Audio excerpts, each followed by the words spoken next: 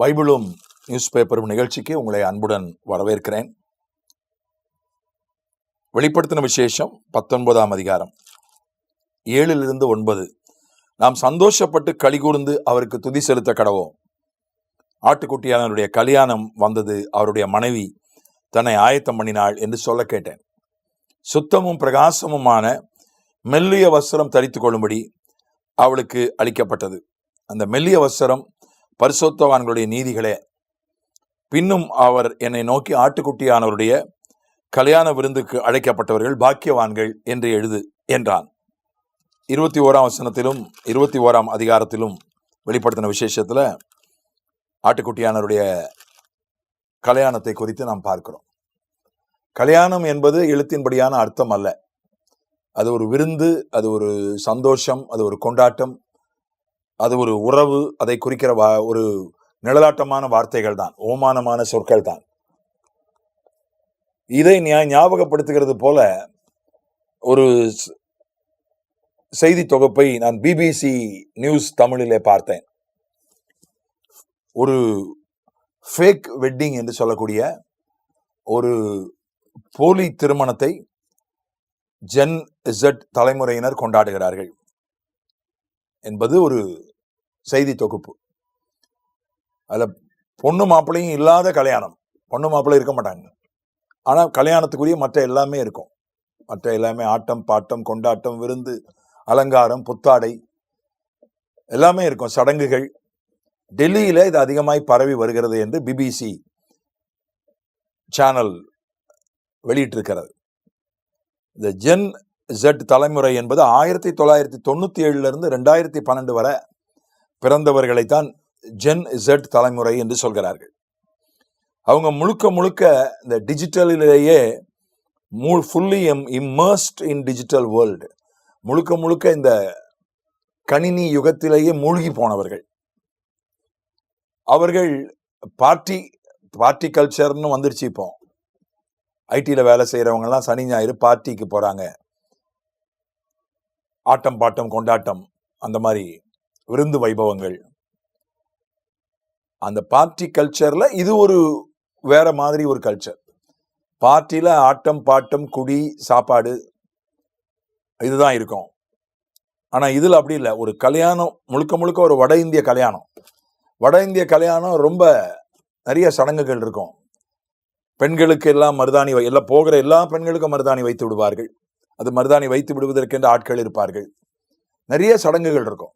அதுல ரொம்ப சுவாரஸ்யமான நிறைய சடங்குகள் இருக்கும்.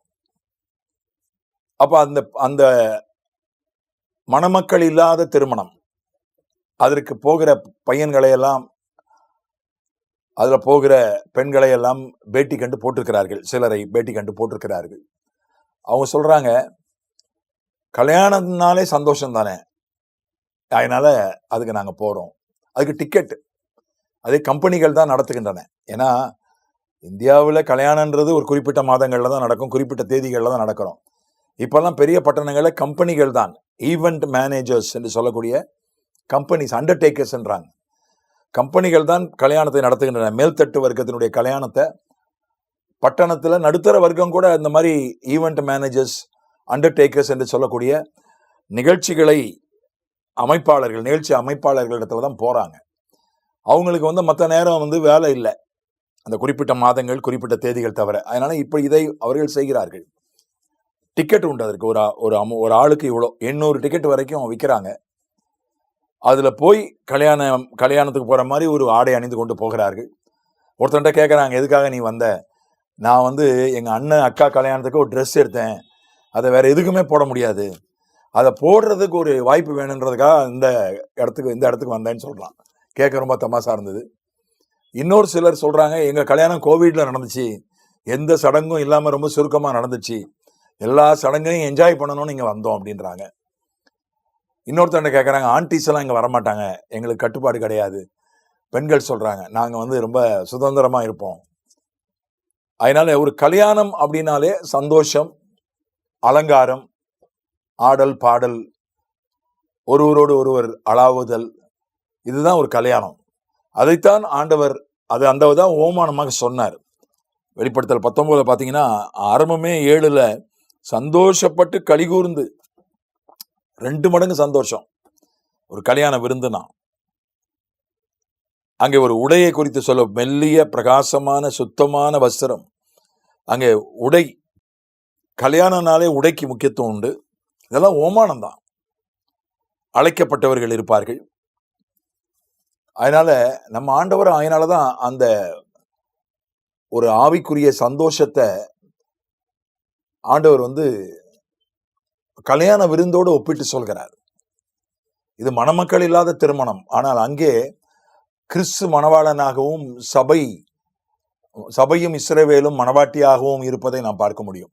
அது உறவை குறிக்கிறது, அந்யோன்யமான உறவை குறிக்கிறது. ஆகவே உண்மையான கல்யாண சந்தோஷம் கர்த்தருக்குள் தான் இருக்கிறது. இந்த உலகத்தில் இருக்கிற கல்யாண சந்தோஷங்கள் எல்லாம் அவைகள் பூரணமற்றவை, நிலையற்றவை.